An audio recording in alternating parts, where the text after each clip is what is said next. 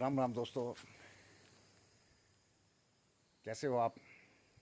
मैं जोगिंदर सिंह आज आपको बताऊंगा कि हमारे जो आ, पशुधन है, हमारी भेड़ बकरियां वो किस तरह चरती हैं और किस किस नस्ल की होती हैं। आज थोड़ा देखते हैं, चलते हैं।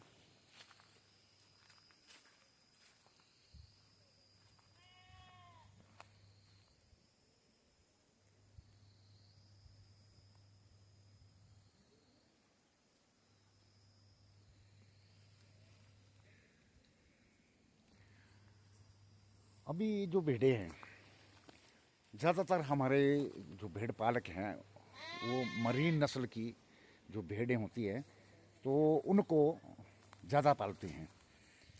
जो मरीन नस्ल है वो हमारे जो बर्फीले इलाके हैं उसमें वो ज़्यादा कामयाब है। वैसे ऑस्ट्रेलियन और अमेरिकन ये बहुत सी किस्में हैं जिन्हें पाला जाता है, लेकिन मरीन जो है, मरीन की पहचान जो होती है ज़्यादातर वो होती है उनकी पूंछ से।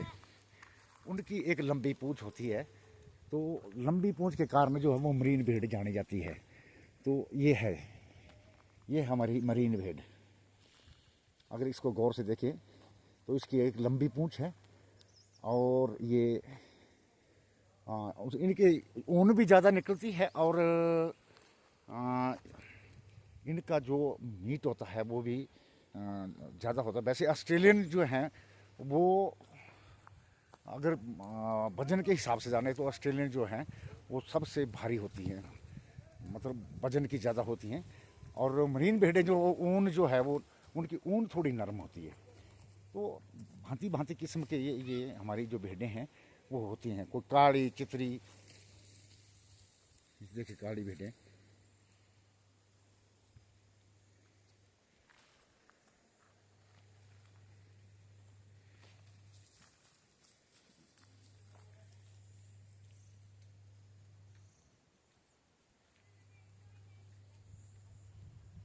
तो हमारी जो भेड़ हैं दरअसल 1 किलो 1.5 किलो 2 किलो कोई भेड़ जो है वो ऊन देती है। साल में इनको 2 बार जो है वो इनकी कटिंग की जाती है, ऊन निकाली जाती है। एक अक्टूबर और नवंबर के मतलब शुरू में, और एक जब कटिंग करते हम इनकी तो अप्रैल और मई के बीच में। तो ये इनका समय होता है कटिंग करने का। तो ये जो हमारी भेड़ें हैं अभी पूरे इलाके में ये चल रही हैं।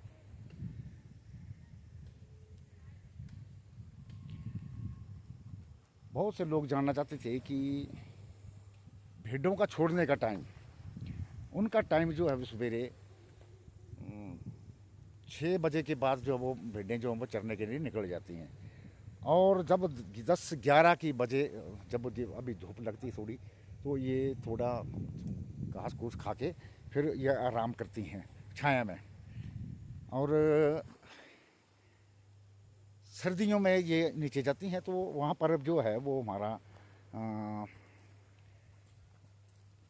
अब इस साइड जो पहाड़ी इलाके हैं उसमें जो घास जो वो चरने के लिए नहीं होता, कि सूखा पड़ा होता है, वो इतने चरने के लिए नहीं होता। तो निचली साइड जो पंजाब जो इलाका है तो वहाँ पर जो हमारे जो लोग हैं वो सर्दियों में हम नीचे ले जाते हैं इनको।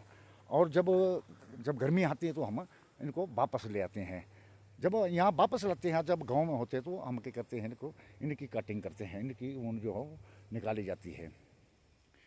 अगर ऊन की देखें तो आजकल की जो ऊन होती है उसकी कीमत जो है वो ठीक होती है और ऊन भी लंबी होती है और अच्छी ऊन जो है वो उसकी पैदावार जो है जो मार्च और अप्रैल और मई के बीच में जो ऊन काट निकाली जाती है वो ऊन जो है वो उनकी अच्छी ऊन होती है। मिलाते हैं आपको, हमारे चूड़ू राम जी हैं, ये भेड़ पालक हैं और ये एक अच्छा आदमी है। और इनकी भेड़ें जो हैं ये भेड़ चारक हैं चार और हाँ ऊपर से लेकर ये नीचे तक भेड़ें चारते हैं। लंगड़ा आदमी हाँ भेड़ और देखो इनके 85 साल उम्र है, हाँ। मेरी 85 साल उम्र है, भेड़ चार रही है। मेरे को पास बनाना चाहिए एक, हाँ। हाँ लंगड़ा में लंगड़ा जानता नहीं, मेरे को पास होना चाहिए, घूमना फिरना लंगड़ा है। तो बस अब तो घूमता रहता है, हाँ, भेड़ों के साथ तो घूमता रहता है। ते घूमते साथ रहता तुसी वो आर पार जाना होए हाँ। तभी मतलब ऐसी बात भेड़ है। पालकों को का टाइम मिलता है घूमने फिरने का? मिलता भी है कुछ मौके टाइम, हाँ, बात के नहीं मिलता भी है, हाँ, ऐसी बात नहीं तो है। चेक करवा लेना ना, ये चेक गवर्नमेंट बना कराने देती के- है। अगर आप 40% से ऊपर पाई जाए, मैं बताता हूँ कि इनको टांगों में प्रॉब्लम है और इनकी फिर भी ये भेड़ अपना जो पशुधन है उसके पास होते हैं ये, पर कई बार इनको आने जाने की दुविधा होती है, तो ये बस पास के लिए बोल रहे थे। तो आप ऐसा करो भी, आप कागज पत्ते बनाओ और ऐसा बात नहीं है, अगर डॉक्टर उसमें लिख देते हैं तो आपका जो पास जो है वो बन जाएगा। ठीक है ना? और कैसा रहा इस बार का सफर, कैसा रहा हाँ? इस बार का सफर, कैसा रहा? बहुत साफ खतरनाक रहे है, खतरनाक रहा, बहुत बर्फ पड़ी है। बहुत बर्फ बढ़ रही है ऊपर, हाँ। बहुत अच्छा एक चीज बाजी- माल छोटा बच्चा मर गया है, हाँ। 80-85 बच्चे मर गए। अच्छा जो एक चीज पूछनी मैंने आपसे, ये जो हमारी भेड़ें हैं ना, ये एक मरीन नस्ल की हैं। हाँ मरीन नस्ल की हैं। अच्छा और कौन कौन सी नस्लें होती है हमारी भेड़ों में? हमारी दो नस्ल होती है, एक मरीन, ये आजकल दूसरी नस्ल नहीं है, पुरानी नहीं है, ये नई नस्ल है, लंबी पूछ वाली, लंबी पूंछ वाली, इसको मरीन बोलते हैं। हाँ मरीन बोलते हैं। मरीन, और ये एक मरीन है हाँ। और एक ऑस्ट्रेलियन भी होती है। हाँ, एक सह होती है, हाँ तो वो उनमें ऐसी होती है फुल वाली, ये ऐसी उन होती है, ऐसी मतलब छब होती है, छब होती नहीं जमीन बिच, हाँ। ये उन ऐसी होती है, मतलब घनी ऊन वाली होती है। घनी ऊन, घनी ऊन वाली होती है। सीना ऐसी घनी ऊन, और नर्म होती है हाँ, ये, नर्म होती है, नर्म ऊन होती है। नर्म होती है। जो हमारी मरीन भेड़ें हैं, हमारे जो हिमाचल में ज़्यादातर मरीन भेड़ पालक जो है वो मरीन भेड़ों का ज़्यादा मतलब कीमत बहुत पालित करते हैं, और इनकी कीमत भी ज़्यादा है। कीमत ज़्यादा है कम है? अभी खूब हम जी बता रहे थे कि कीमत बहुत ही कम है इसकी। तो ये हमारे भेड़ें, और देखो इनको अभी ये डाली डूड़ी ये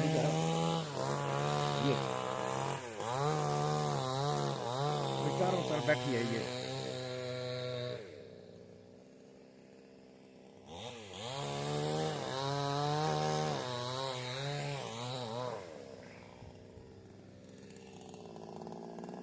भेड़ चराना, अब देखे एक अच्छी भेड़ पालक का काम होता है, एक अच्छे भेड़ पालक का काम है कि एक अच्छी नस्ल तैयार करना और एक अच्छी भेड़ जो है तैयार करना। अगर गौर करें इस भेड़ को देखिए,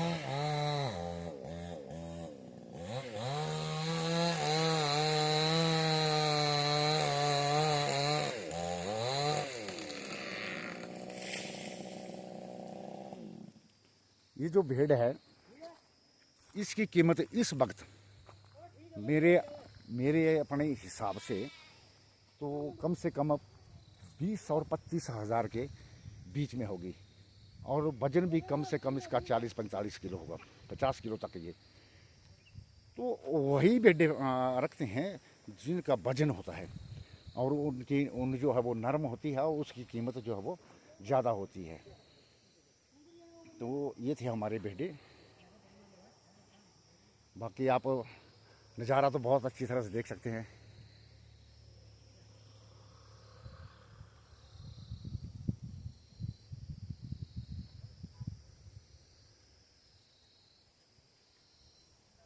अभी इनको डाली है, और क्योंकि भेड़ों के लिए सबसे ज़्यादा ज़रूरत होती है घास की। घास मिल गया तो सब कुछ मिल गया इनको।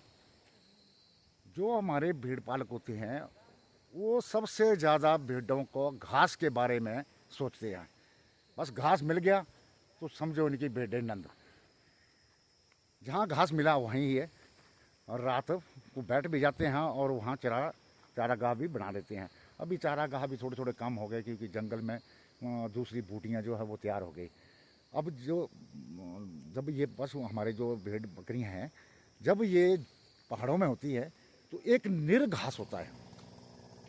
मैं निर्घास की बात करूं तो निर्घास जो है वो एक पतला जैसा होता है और छोटा छोटा होता है, इतना इतना सा, और उसे चलती है, उसमें बहुत ही ताकत होती है। और वो ऐसा घास होता है, आज उसको चरने तो दूसरे दिन नहीं तो तीसरे दिन वो उतना ही घास हो जाता है। और सबसे भेड़ों के लिए सबसे ताकतवर वही चीज़ है। जितनी मर्जी बर्फ हो, अगर वो उस घास को भेड़ें जो और बकरियां जो खाती हैं तो उनको अगर 2-4 दिन खाना ना भी मिले तभी उनमें कोई फर्क नहीं पड़ता है। निर्घास जो है ये सिर्फ ऊंचाई वाले क्षेत्रों में होता है और उसको हम लौड़ में ले जाते हैं, इनको स्कित्ती में ले जाते हैं।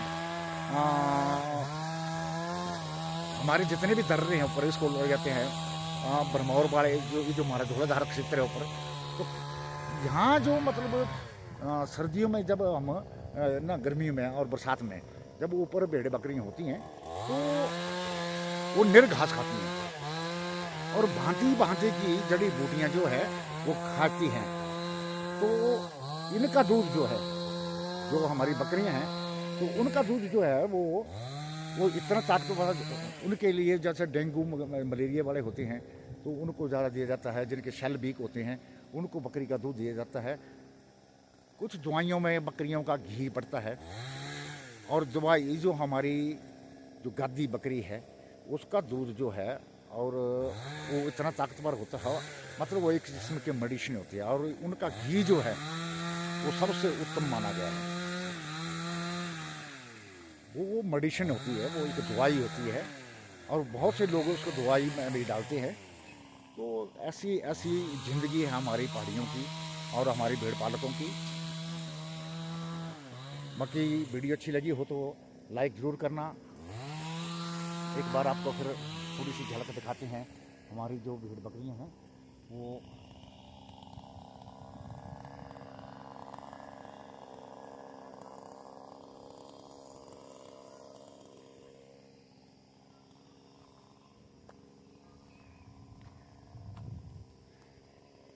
काली भेड़। हमने एक कहावत सुनी थी भी बकरियों में एक काली भेड़ भी होती है। तो यहाँ पर तो हमारे पास बहुत सी काली भेड़ें हैं, तो ये दिखाता हूँ आपको। ये